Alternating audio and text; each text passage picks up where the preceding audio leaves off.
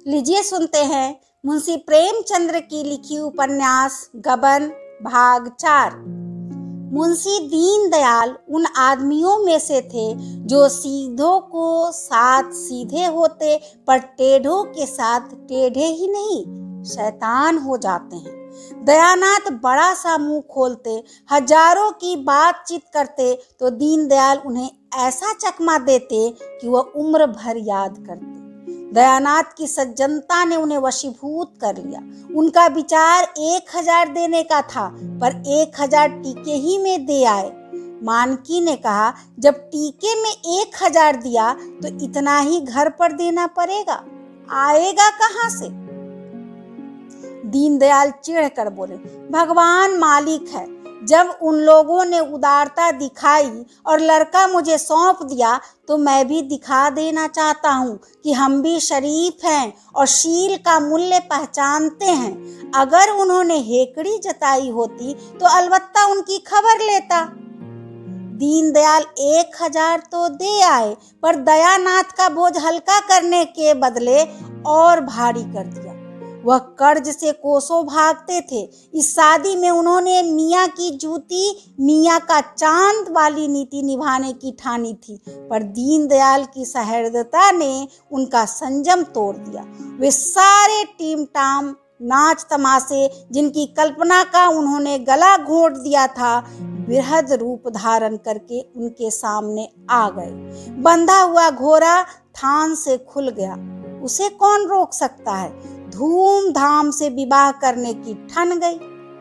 पहले जोरे गहने को उन्होंने गौण समझ रखा था, अब वही सबसे मुख्य हो गया।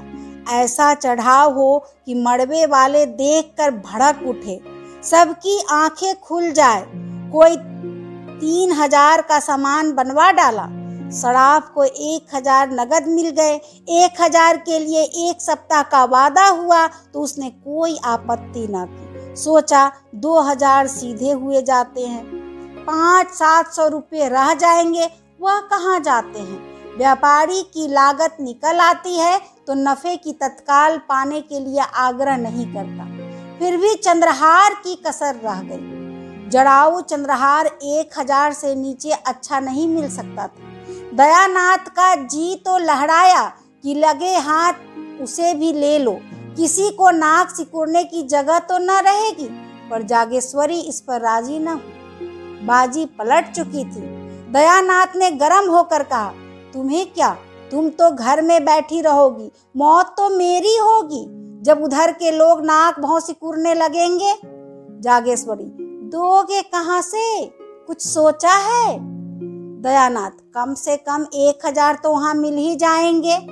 जागेश्वरी, खून मुंह लग गया क्या? दयानाथ ने शर्मा कर कहा, नहीं नहीं, मगर आखिर वहां भी तो कुछ मिलेगा। जागेश्वरी, वहां मिलेगा तो वहां खर्च भी होगा। नाम जोरे गहने से नहीं होता, दान दक्षिणा से होता है। इस तरह चंद्रहार का प्रस्ताव रद्द हो गया।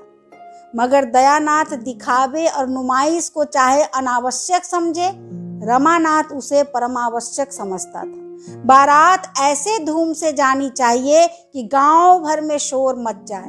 पहले दूल्हे के लिए पालकी का विचार था। रमानाथ ने मोटर पर जोर दिया। उसके मित्रों ने उसका अनुमोदन किया। प्रस्ताव स्वीकृत हो गया। दयानाथ एकांत प्रिय जीव थे। न किसी से मित्रता थी, न किसी से मेल जोल। रमानाथ मिलनसार युवक था। उसके मित्र ही इस समय हरेक काम में अग्रसर हो रहे थे। वे जो काम करते दिल खोल कर, आतिशबाजियां बनवाई तो अव्वल दर्जे की, नाच ठीक किया तो अव्वल दर्जे का, गाजे बाजे भी अव्वल दर्जे के, दोयम या सोयम का वहां जिक्र ही न था। दयानाथ उसकी उच्च श्रृंखलता देखकर चिंतित तो हो जाते थे, पर कुछ कह न सकते। क्या कहते? अभी आप सुन रहे थे मुंशी प्रेमचंद्र की लिखी उपन्यास गबन भाग 4। धन्यवाद।